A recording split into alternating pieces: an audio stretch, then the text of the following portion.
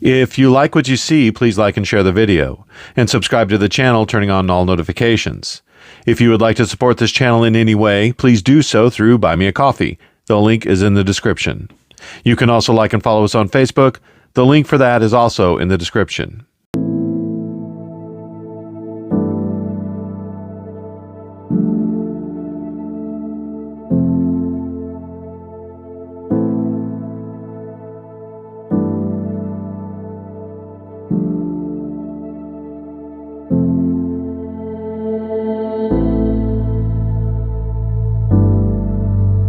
Now, I would like to say right off the bat that this is not going to be a hit piece on Sedevacantism, but rather a brief examination of Sedevacantism as an American phenomenon.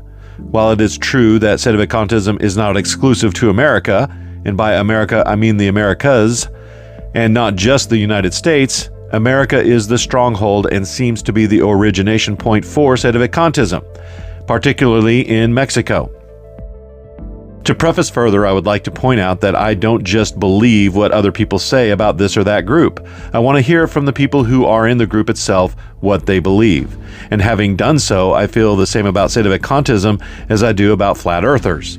I used to think the whole thing was utterly ridiculous, but after having listened to the people in the group, I find that they aren't stupid, they have good reasons for believing what they believe, and they make some really good points that I can't refute. But at the end of the day, I've yet to see something that makes me say, that's it. And I doubt that I ever will, because I always think to myself there could be something that I'm not seeing, and I'm not qualified to say that this is true. But I hold nothing against those who believe this. They do so for their own reasons, and I find the subject a bit fascinating. First of all, let's define Sedevacantism. What we are talking about is the original Sedevacantism, the belief that the Catholic Church apostatized at the Second Vatican Council, creating a new religion and ceasing to be the Roman Catholic Church, while retaining the name, titles, vestments to a certain degree, and property of the Roman Catholic Church. As a result of this apostasy, there has not been a valid pope since Pius XII, or a lesser opinion, John XXIII. Thus, the chair of Peter is empty, or sedevacante in Latin. The new church created at Vatican II changed the formula for ordinations of priests and the consecration of bishops, which are invalid, meaning the men ordained and consecrated in the new rite are not actually priests and bishops, as well as the promulgating of a new mass, which is also invalid. I call this classic Sedevacantism. It is important to distinguish this from a new form of Sedevacantism, which believes, for various reasons, that Pope Francis was not a valid pope, and perhaps Leo XIV. However, those people do not object to Vatican II, the new rites, and the new Mass, and they believe all of the popes up to Francis were valid. So when I say Sedevacantism or Sedevacantist, I'm not talking about these people, but rather the original or classic Sedevacantism described above. These people do not want to be called Sedevacantists, nor do the Sedevacantists recognize them. Now, like I said, the origination point for Sedevacantism seems to be Mexico. The earliest examples is from a group of traditional Catholics in Mexico associated with the secret society Los Ticos, based in Guadalajara, and their spiritual director, Father Joaquin Sanze. A Jesuit priest in 1965, shortly after the Second Vatican Council, at a private meeting, Los Ticos leaders proposed the motion that Paul VI was a crypto-Jew and an illegitimate pope, and that this line should be officially adopted as the position for Mexican traditionalists. But other traditional Catholic groups in Mexico rejected the idea.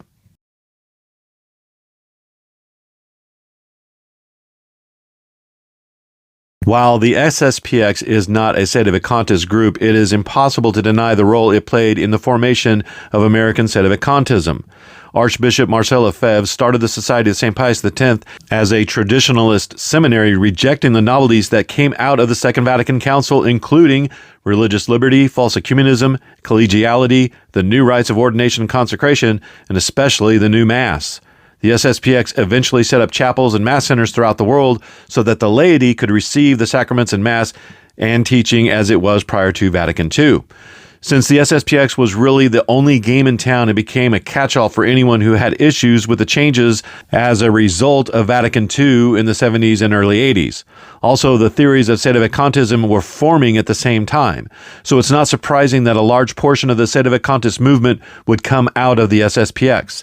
In fact, it is said by some of those Sedevacantists who came out of the SSPX that Archbishop Lefebvre himself considered the possibility of Sedevacantism until he decided against it and kicked all the Sedevacantists out of the Society of St. Pius X, which brings me to the Nine.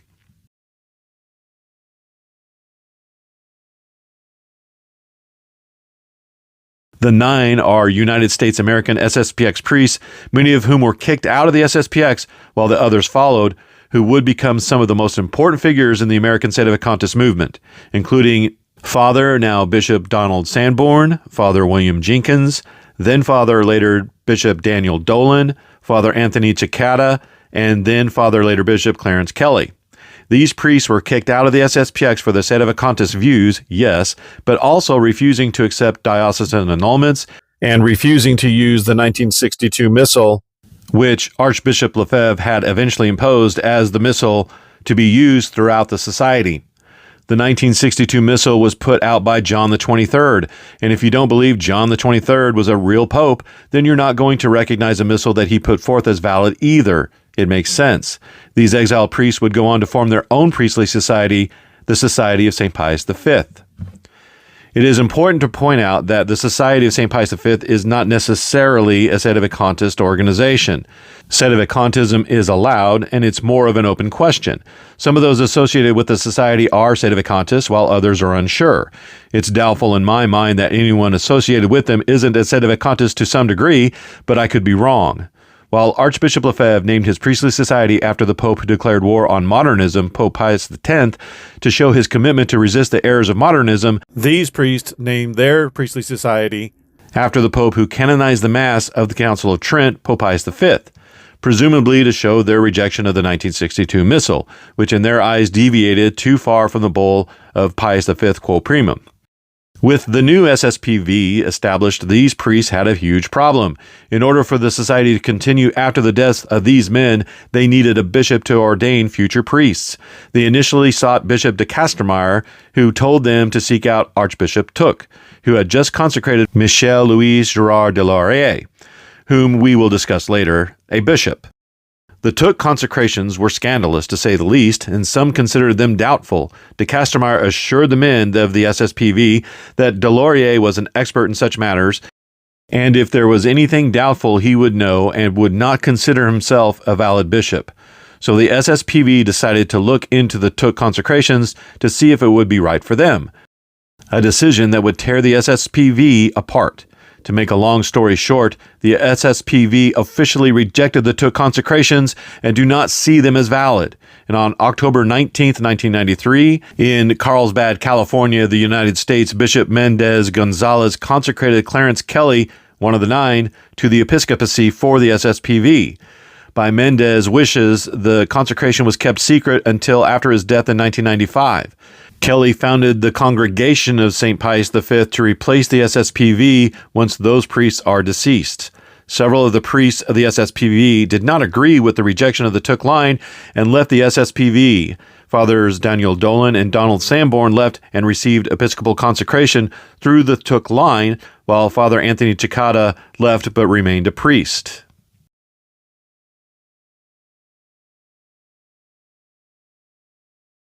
Archbishop Nguyen Dinh Thuc was the Bishop of Hue in the Republic of Vietnam. While he was in Rome attending the Second Vatican Council, the 1963 South Vietnamese coup overthrew and assassinated his younger brother, Nguyen Dinh Diem, who was the president of South Vietnam. Thuc desperately wanted to return to Vietnam, but wasn't allowed to do so. Bishop Thuc believed that he was prevented from returning to Vietnam by Pope Paul VI at the request of the CIA. Regardless, Archbishop Thuc found himself in exile in Europe.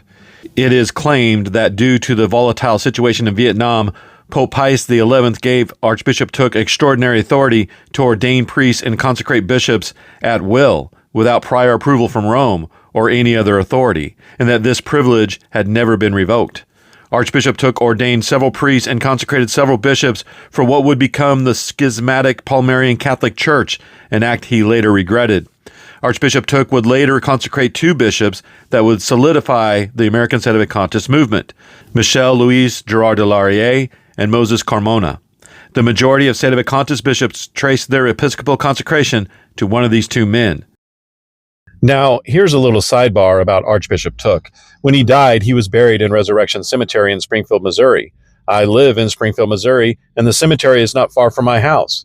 But then his body was moved to Park Cemetery in Carthage, Missouri. My mother is from Carthage, Missouri, and both of her parents, my grandparents, are buried in that same cemetery. So I decided to visit their graves and see if I could find Archbishop Thuc's grave. Okay, so it took me a minute to find it. But here is Archbishop Thuc's grave, right there.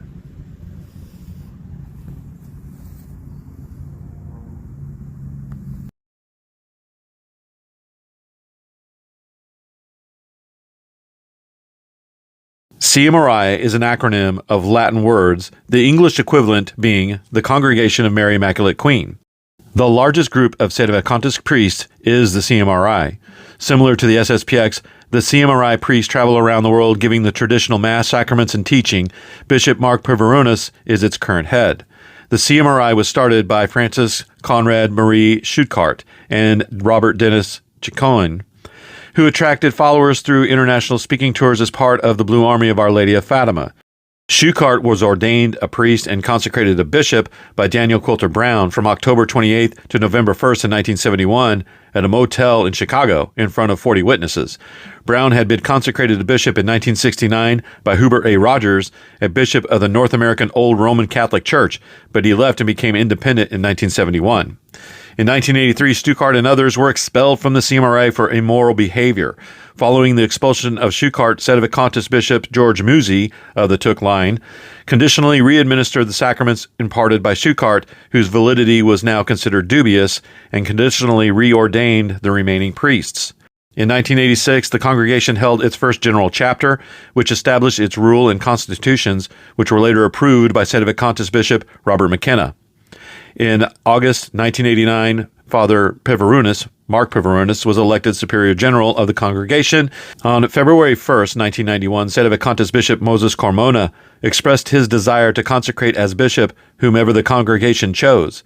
On 3rd April 1991, Peverunas was elected to be consecrated a bishop, and on September 24th, 1991, in Mount St. Michael, Peverunas was consecrated a bishop by Bishop Carmona.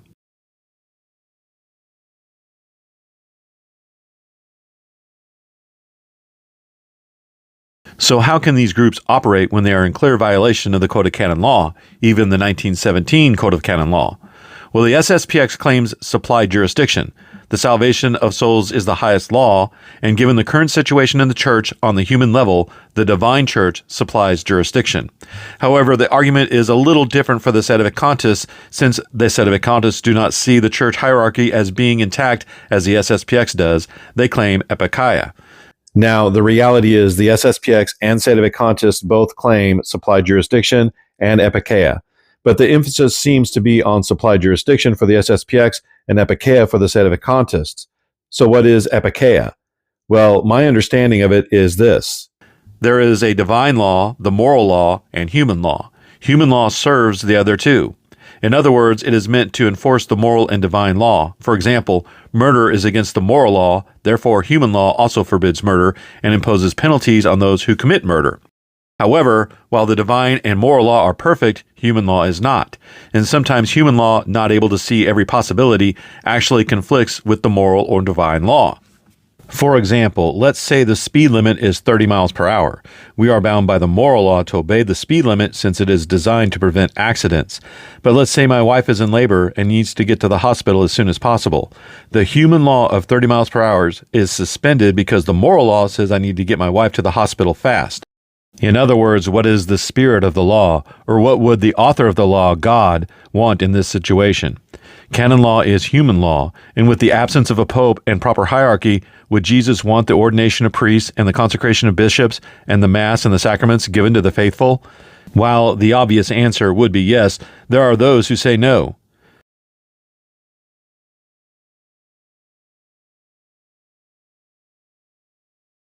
There's a whole section of Sedevacantists who believe this is all a waste of time because canon law is still in force. They believe all traditional clergy are illicit and evil, and it is a mortal sin to receive the sacraments from them. They often quote the Council of Trent, which says, "This Holy Synod teaches, furthermore, that those who, by their own temerity, take these offices upon themselves are not ministers of the Church, but are to be regarded as thieves and robbers who have not entered by the door." Canon 7 says, "If anyone says that those who have been neither rightly ordained nor sent by ecclesiastical and canonical authority, but come from a different source, are lawful ministers of the word and of the sacraments, let him be anathema." They stay home on Sunday, pray the rosary, baptize and catechize their children, and that's pretty much it. They are often referred to as home aloners. The two most prominent promoters of the home alone position are Jerry Matitix and possibly the Diamond Brothers of the Most Holy Family Monastery, although I'm not really sure where the Diamond Brothers fit into all this. They're kind of an anomaly. They are actually two cousins who left Protestantism for Catholicism and fell into Sedevacantism, setting up their own unique brand with no connection to the others.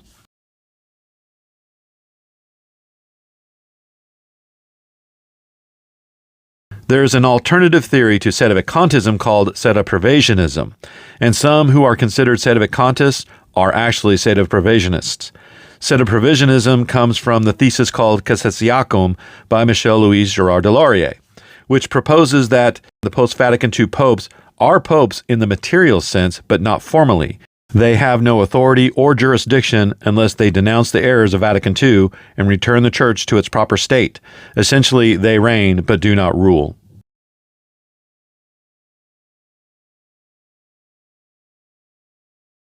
So how did this happen?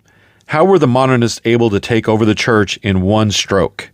Well, one theory is called the Siri theory, and it goes like this. Now, it is a fact that on the first day of casting ballots for the 1958 conclave, that white smoke bellowed out of the chimney indicating the election of a new pope, only to be followed by black smoke shortly after, indicating no pope was elected. And then later, white smoke again, and Cardinal Roncalli came out of the conclave as John the 23rd, the very pope who would call for the Second Vatican Council. The reason white smoke came out only to be followed by black smoke, according to this theory, is because the very conservative Cardinal Siri had actually been elected the new pope. However, Freemasons threatened him, and he decided not to accept. So they elected John the 23rd. Since the newly elected Pope Siri declined because of threats, it invalidates the entire conclave. Thus, John the 23rd was an invalid pope. Now, here's the thing about the Siri theory. How do we know that Cardinal Siri was elected? The only possible answer is that someone at the conclave said so. Okay, who? I wanted to know what the source for this was, so I searched the Sedevacantist channels on YouTube and found that they don't actually believe this, and in fact, they discourage belief in the Siri theory among their followers. So most Sedevacantists don't actually believe this, but there are a few here and there that do. Okay, why? What is the source for this? Leave it in the comments or send me a link.